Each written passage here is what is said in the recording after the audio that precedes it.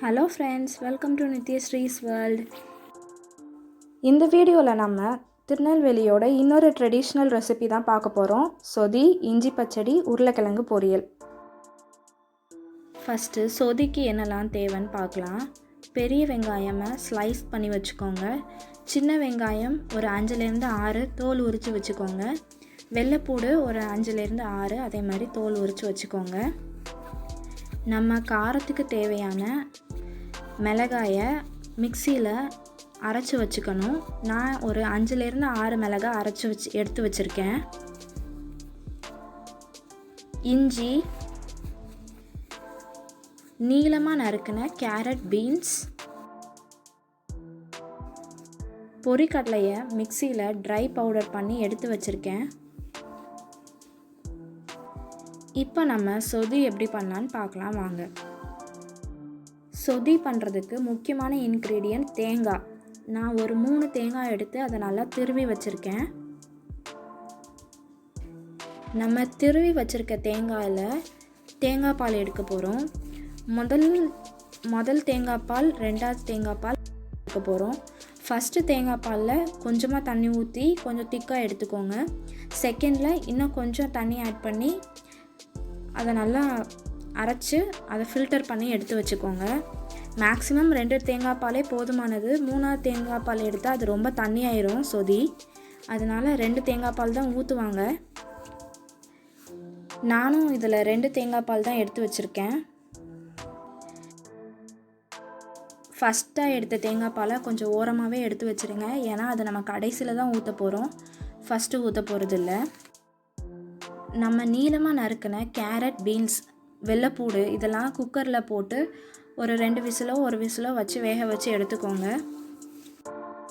நம்ம ஆல்ரெடி உருளைக்கிழங்கு பொரியல் பண்ண போகிறோம். ஸோ அதுக்கு நம்ம உருளைக்கிழங்கு வேக வச்சுருப்போம்ல, அதிலேருந்து எடுத்து அப்படி நம்ம இதில் 2 பீஸ் ஆட் பண்ணிக்கலாம். அதனால நான் இந்த கேரட் பீன்ஸோட உருளைக்கிழங்கு ஆட் பண்ணல வேக வைக்கிறதுக்கு. சொதியில் இஞ்சி ஜூஸ் ஒன்று ஆட் பண்ணுவாங்க. அது எப்படி பண்ணலான்னு பார்க்கலாம். ஃபஸ்ட்டு இஞ்சியோட தோலெல்லாம் எடுத்துகிட்டு அதை நல்லா க்ளீன் பண்ணிவிட்டு கொஞ்சம் பொடியாக கட் பண்ணி ஒரு மிக்ஸி ஜாரில் போட்டு தண்ணி ஊற்றி நல்லா பேஸ்ட் மாதிரி அரைச்சி எடுத்துக்கோங்க. அதை ஒரு ஃபில்டரில் ஃபில்டர் பண்ணிவிட்டு அந்த ஜூஸை ஒரு 5 மினிட்ஸ் அப்படி விட்டுருங்க. அப்படின்னா அடியில் வந்து ஒரு ஒயிட் கலர் ரெசிடியூ மாதிரி ஒன்று கிடைக்கும். அதை சுண்ணாம்புன்னு சொல்லுவாங்க. அதோட ஊற்றக்கூடாது, மேலே தெளிஞ்சிருக்கும். அந்த ஜூஸ் மட்டும்தான் நம்ம அந்த சொதியில் ஆட் பண்ணணும்.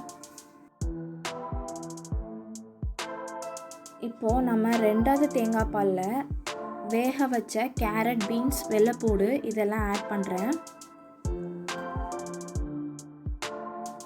அரைச்சி வச்சுருக்க மிளகாய் பேஸ்ட்டையும் இது கூட ஆட் பண்ணுறேன்.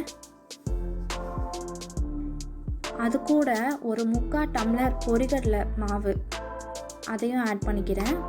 வேக வச்ச உருளைக்கிழங்கையும் இதோட சேர்த்து ஆட் பண்ணிட்டேன். உருளைக்கிழங்கு கட் பண்ணி ஆட் பண்ணிக்கோங்க. சில பேர் பாசிப்பருப்பு வேக வச்சு ஆட் பண்ணுவாங்க. நீங்கள் பொரிக்கடலைக்கு பதிலாக பாசிப்பருப்பு கூட வேக வச்சு ஆட் பண்ணிக்கலாம். அதோட தேவையான அளவு உப்பு ஆட் பண்ணிக்கோங்க. நம்ம இது கூட வெங்காயமும் ஆட் பண்ணி சாட்டே பண்ணி ஆட் பண்ண போகிறோம். அது எப்படின்னு பார்க்கலாம். அதுக்கு ஃபஸ்ட்டு ஒரு கடாயில் எண்ணெய் ஊற்றிட்டு ஸ்லைஸ் பண்ண ஆனியன், அப்புறம் உரிச்சு வச்சுருக்க சின்ன வெங்காயம் இதெல்லாம் ஆட் பண்ணி நல்லா வதக்கணும்.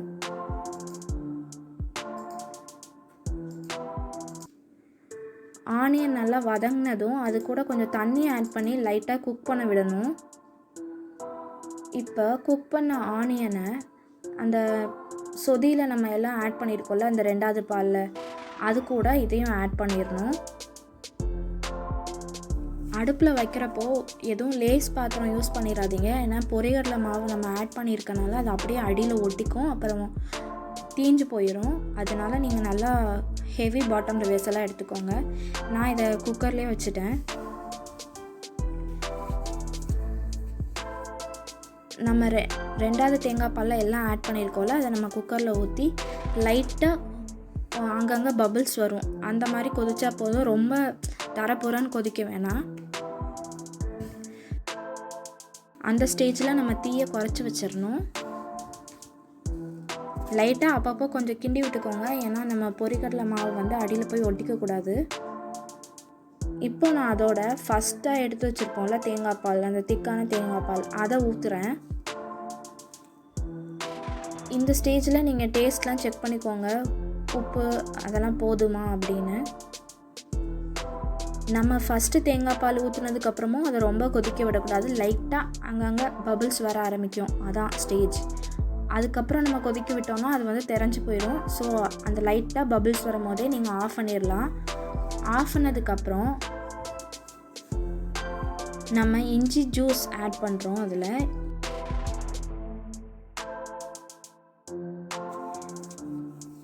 இப்போ அதோட பொடியாக நறுக்கின கருவேப்பிலை கொத்தமல்லி ஆட் பண்ணுறேன்.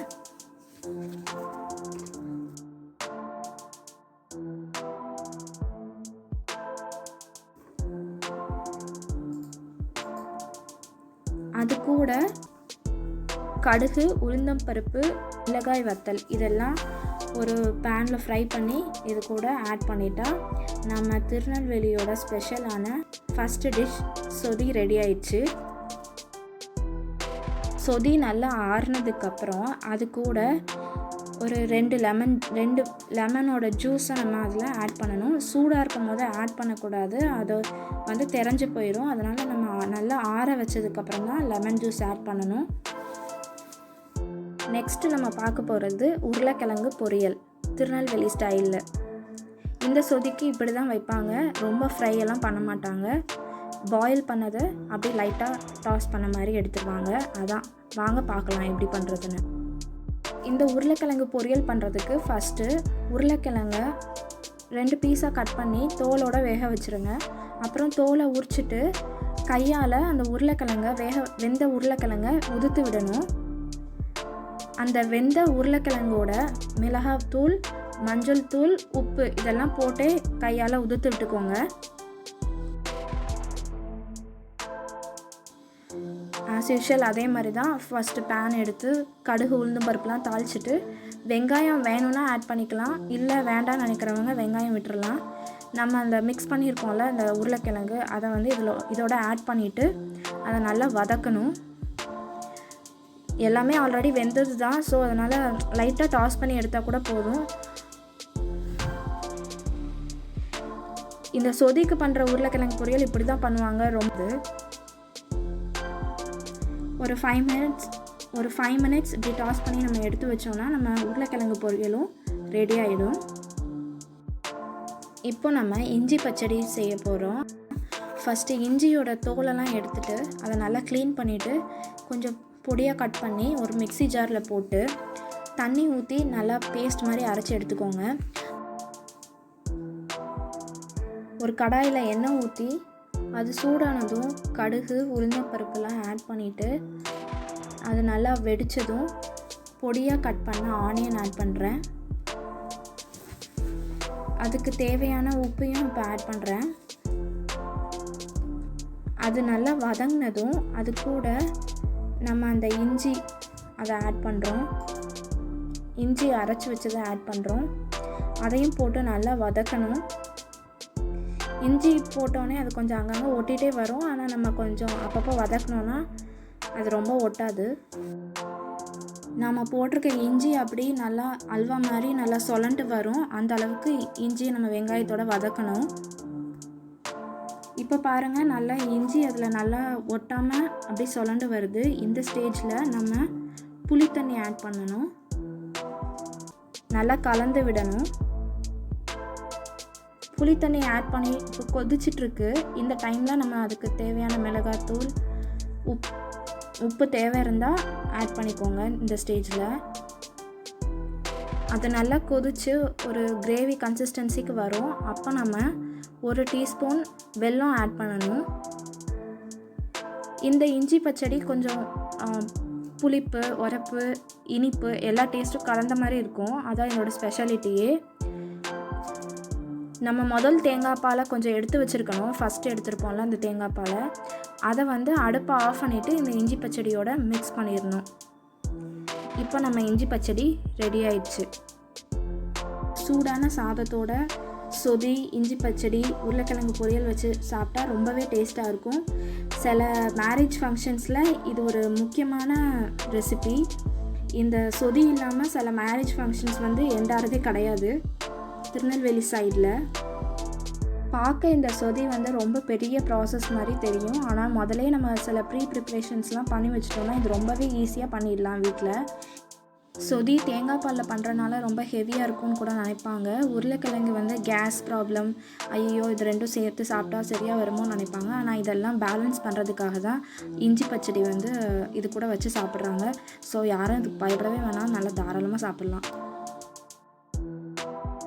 தேங்க்ஸ் ஃபார் வாட்சிங்.